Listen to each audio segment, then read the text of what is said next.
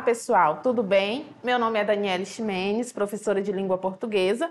Falaremos de literatura e agora eu trago um enfoque bem interessante que é o naturalismo de Aloysio de Azevedo, tá? Mas antes de a gente falar desse escritor, qual a importância dele, o que ele tem de caráter naturalista, é importante que antes a gente compreenda e entenda o que é esse estilo de época naturalismo, tá bom?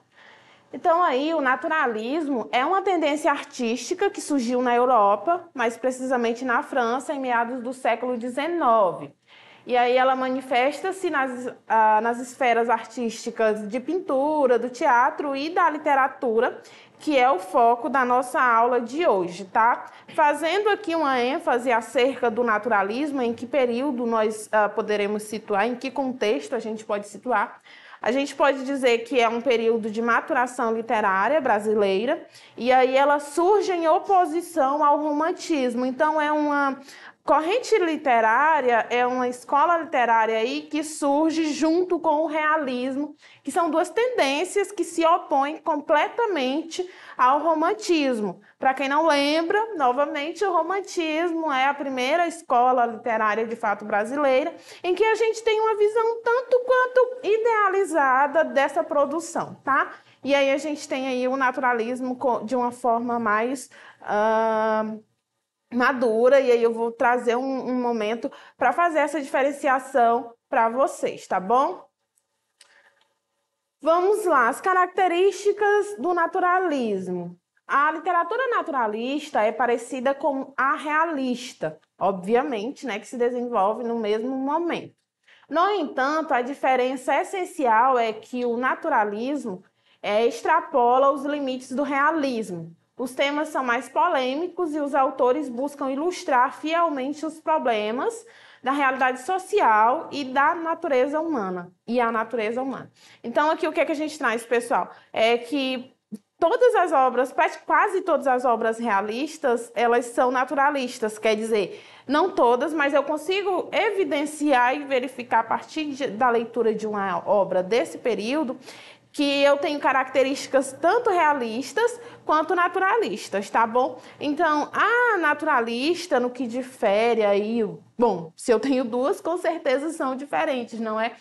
A naturalista, ela é mais minuciosa, ela é mais detalhada. Eu tenho características como animalização do homem, eu tenho características como um processo de um ambiente ali degradante, como vocês verão posteriormente, tá?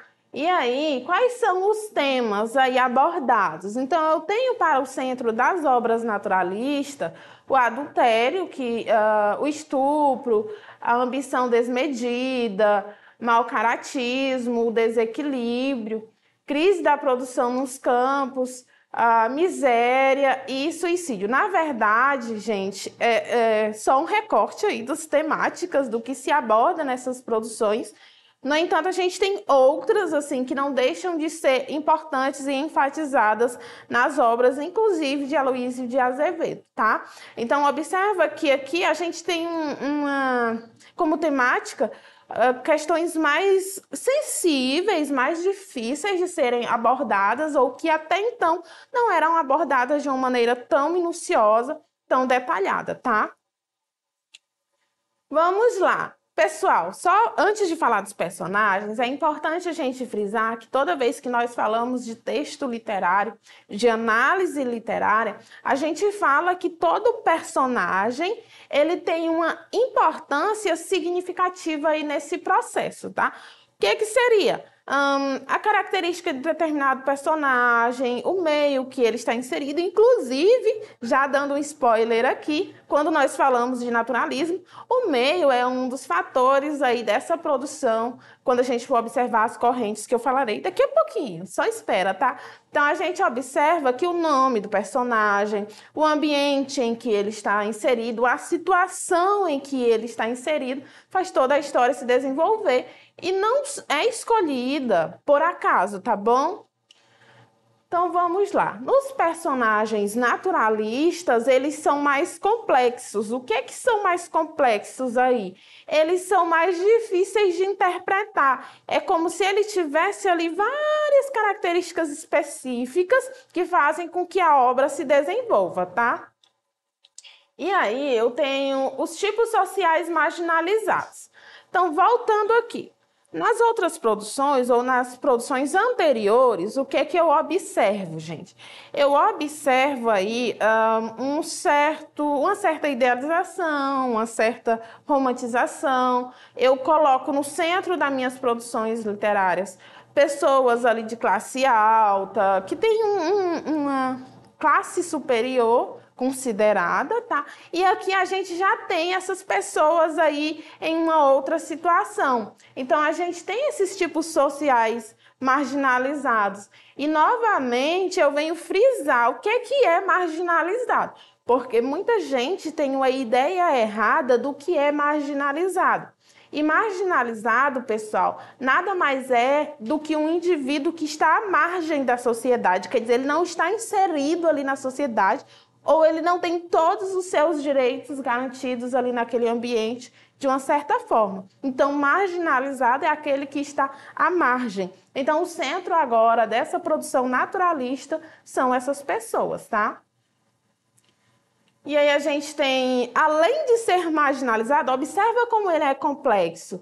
Ele é dominado pelos instintos e desejos. Então, a partir desses instintos e desejos, a gente observa as características naturalistas, tá?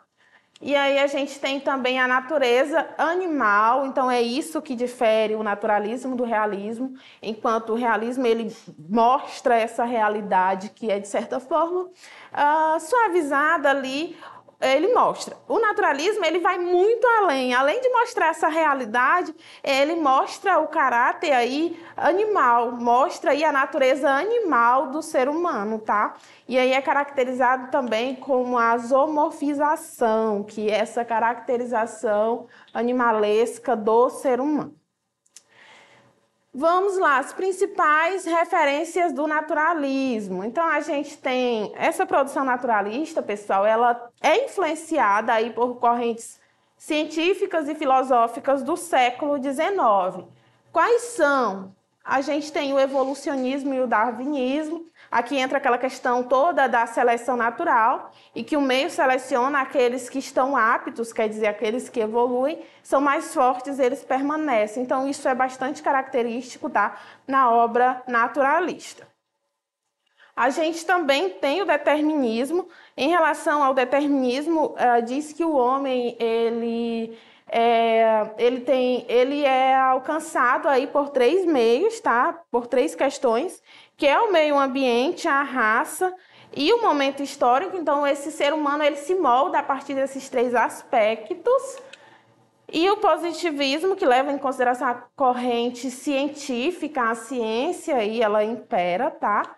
E o materialismo histórico, quer dizer, aqui ele vai trazer um recorte em relação à luta de classes, quer dizer, eu tenho classes sociais ali que a partir dessa luta, tudo se relaciona à história, a esse processo de luta, tá? Então é comum que a gente observe essas tendências aí dentro das obras naturalistas. Como é que o naturalismo chega no Brasil e qual a relação do naturalismo com o público brasileiro? O Aloysio de Azevedo ele vai trazer uma fala acerca de como isso acontece. Ele diz assim: é preciso ir dando a coisa em pequenas doses, um pouco de enredo de vez em quando, uma outra situação dramática.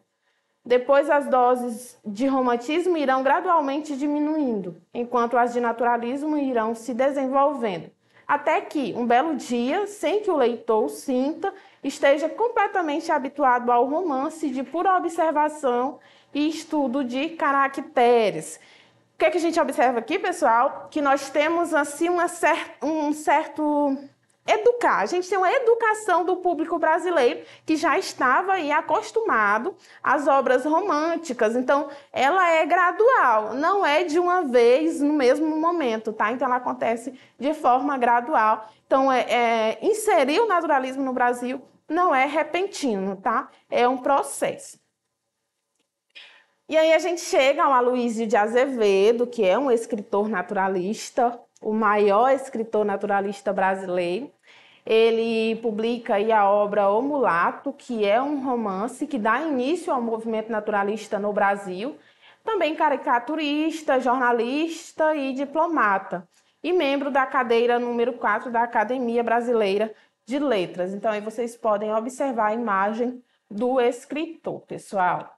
E aí eu trouxe para vocês algumas obras dele. Essa obra aí é Uma Lágrima de Mulher, é uma temática mais romântica, tá? O Mulato é a primeira obra naturalista. A gente tem A Casa de Pensão, que é muito abordada aí em temas, em questões do Enem. E a obra de hoje, que nós daremos foco, é O Cortiço, que é muito famoso também. Então, se você joga lá em um site de pesquisa e principais obras que caem no Enem em literatura, com certeza você verá O Cortiço, com certeza você verá Casa de Pensão, até porque a gente observa essas temáticas de uma perspectiva importante, tá? Em que eu consigo, a partir dela, fazer diversas análises de acordo com as tendências abordadas, faladas, citadas anteriormente, tá? Então, vamos lá. Eu trouxe aí o Cortiço, e aí eu trouxe o enfoque no meio determinante em Jerônimo. Para você que não leu essa obra, e é interessante que leia, que você vai gostar da narrativa, se desenvolve em um ambiente urbano, aí no final do século XIX, no Rio de Janeiro, tá? A gente tem uma narrativa, e por que o nome Cortiço? Como eu falei anteriormente, as obras naturalistas, elas dão ênfase aí a essas comunidades, essas classes marginalizadas, que estão à margem da sociedade e que não têm aí uma ascensão social. Então, a história se desenvolve em uma narrativa em que eu tenho diversos personagens que adentram aí o cortiço. O cortiço, o que é? Nada mais é do que um espaço em que várias pessoas têm quartos ali que vivem. Quais pessoas vivem nesse ambiente, no cortiço? Prostitutas, lavadeiras, a gente tem um homem que é lavador, que traz a temática aí da homossexualidade. A gente tem a negra Bertoleza, que é aparentemente uma escrava alforriada e que, na verdade, ela é enganada, tá? Ela não foi alforriada coisíssima nenhuma e que trabalha ali de uma forma escrava, embora ache que seja livre. Ela tem toda essa abordagem, tá? Então, quando a gente fala de O Cortiço, gente, em termos de análise literária, é muito rico. Eu tenho diversas temáticas que eu consigo abordar ali dentro da obra. Então, se você não leu, por gentileza, faz a leitura. Mas aí o foco de hoje aqui é no Jerônimo, tá? Eu trouxe um trecho. O Jerônimo, ele é um cara honesto. Então, lembra que o meio determina o indivíduo ele é influenciado pelo meio. Então, aí, esse personagem, ele é influenciado pelo meio. Ele é português, ele é honesto, ele é trabalhador. E a partir do momento em que ele se insere aí nesse cortiço, ele começa a ser influenciado e desviar um pouco da rota da honestidade ali, aparentemente, tá? Vamos lá. O meio determinante em Jerônimo. Jerônimo levantou-se quase que maquinalmente e, seguido por Piedade, aproximou-se da grande roda que se formara em torno dos dois mulatos. E viu a Rita Baiana, que fora trocar o vestido por uma saia. Surgiu de ombros e braços nus para dançar. Observa, pessoal, que eu disse que o nome da personagem ou dos personagens, eles são escolhidos de maneira proposital. Então, o que é que o Jerônimo vai acontecer com o Jerônimo? O Jerônimo ele vai cometer adultério com a Rita Baiana. E o que é que acontece? Olha o sobrenome, Baiana. Então, lembrando a questão da dança, do movimento, então tudo isso aparece aí nessa produção, tá? Ela saltou em meio da roda, com os braços na cintura, rebolando as ilhargas e bamboleando a cabeça, ora para a esquerda, ora para a direita, como numa sofreguidão de gozo carnal, num requebrado luxurioso que a punha ofegante. Já correndo de barriga empinada, já recuando de braços estendidos a tremer toda, como se fosse afundando num prazer grosso que nem azeite, em que não se toma pé e nunca se encontra fundo.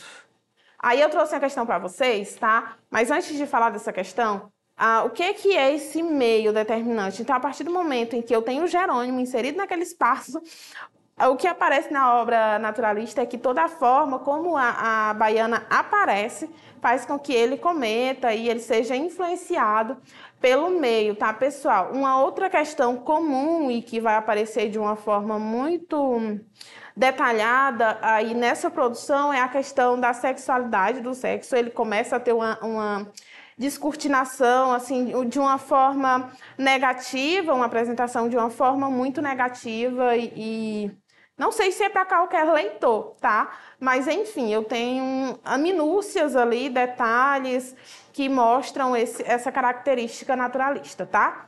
Vamos lá, a questão. Tá entendendo? Tá fazendo sentido na tua cabeça? Vamos lá, ver se você está afiado, tá? Essa questão é do Enem 2011. Diz assim: abatidos pelo fadinho harmonioso e nostálgico dos desterrados, iam todos, até mesmo os brasileiros, se concentrando e caindo em tristeza. Mas, de repente, o cavaquinho de Porfírio, acompanhado pelo violão do Firmo, romperam vibrantemente com um chorado baiano.